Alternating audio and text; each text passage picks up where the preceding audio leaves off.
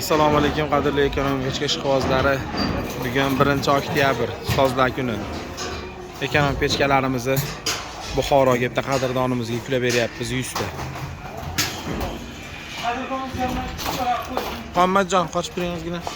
Ichkarini ham qo'ydik. Ro'sha yetib ko'tarmaysiz, pasaytiramiz. Masalan, shunday qiling. Komplektida puldonlari, tortqichlari bo'ladi.